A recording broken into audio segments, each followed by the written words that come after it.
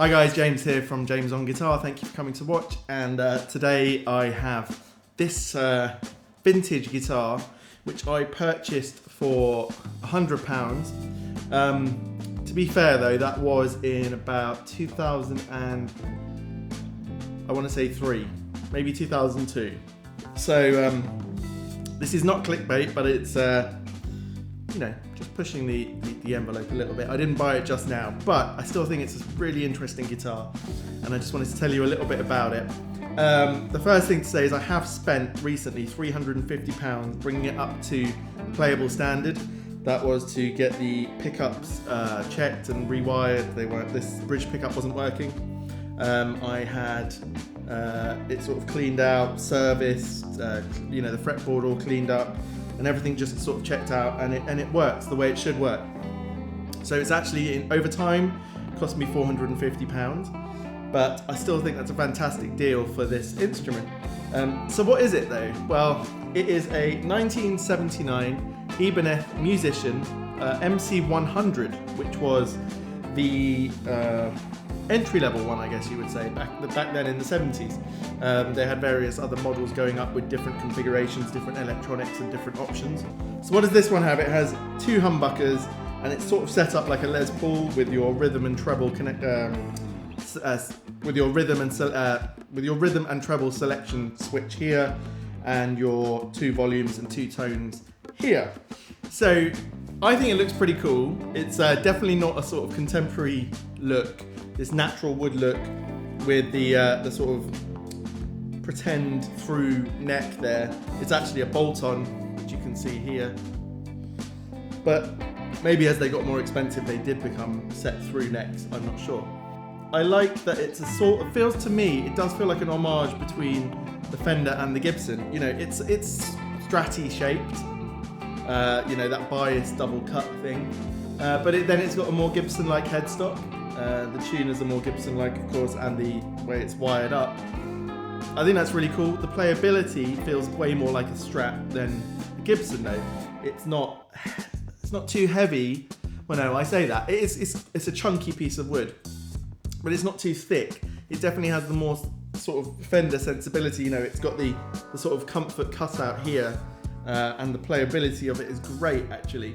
And the neck just feels more like that sort of more modern shaped, C-shaped neck.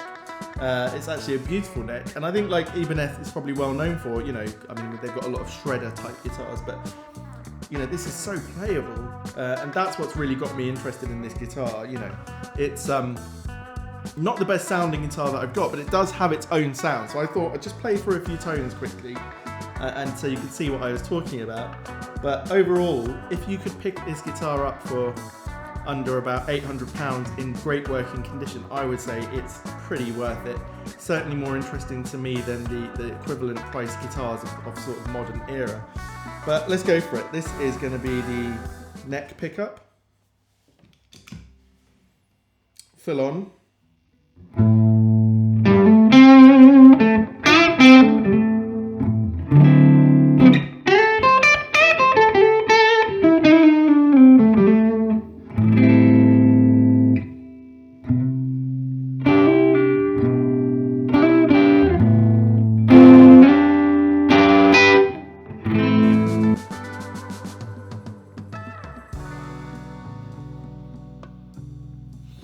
I'm finding in this really hot weather we've got, it's about 27 degrees today, but it's much hotter in this room, it feels like. Things are going out of tune really quickly. So I did just try and play a bit of a demo, but it sounded well out of tune, so let's go for it again.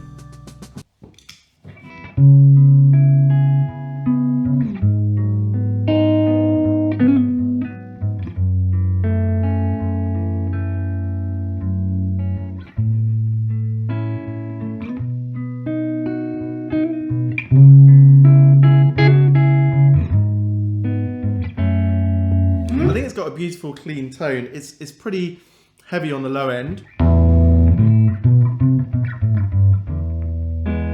It's got that full fat and sometimes overly resonant sound, so you have to be a bit light on your thumb. But it's also got a really cool bite in the pickup.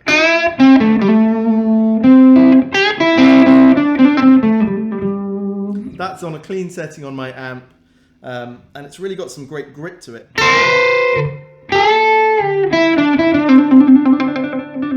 Lots of sustain. It's definitely a little bit edgy. If I turn the tone down a little bit, let's see what happens there.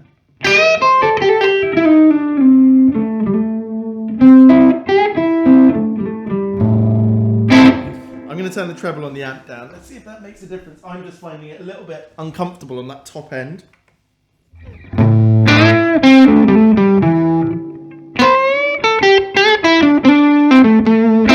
Yeah, that worked. So anyway, a bit too much treble in the amp there. As you can hear, yeah, it's got that great bite. Sorry.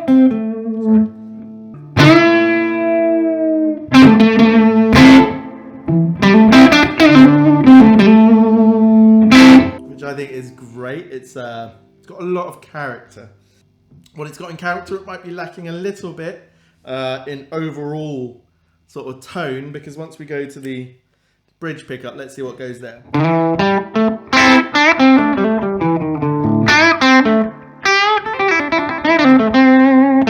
Yeah, so for me that's definitely a bit too honky. I found that I'm having to turn the tone down a lot just to sort of...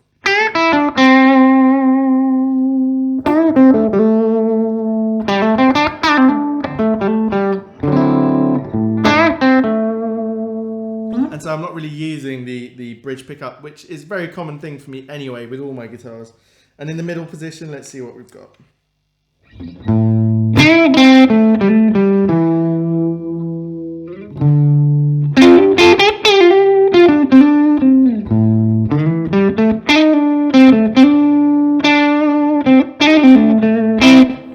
I think that's pretty great as well. If you compare that to the neck.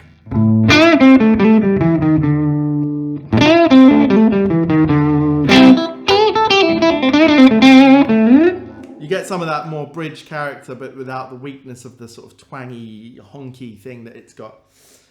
So overall, I just find that I can sit with this for hours. It's comfortable like a Strat. It's got a neck like a Strat. You feel like you can play in that Hendrixy sort of thumb over, you know, it's a nice size.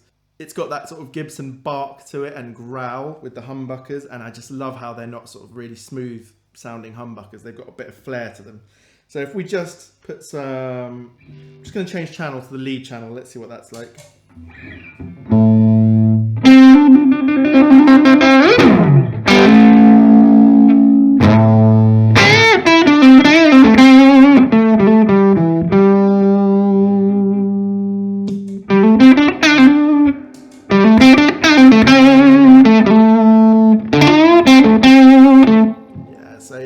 It's got lovely sort of grit to it.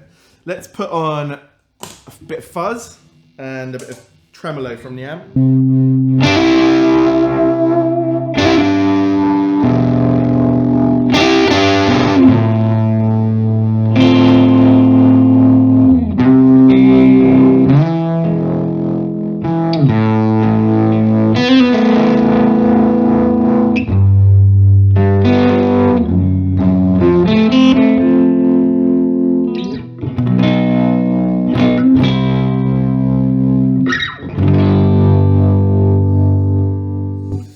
This guitar punches so far above its weight. Obviously for the value that I put into it, you know, I probably only paid half of what it's worth, so that's fantastic.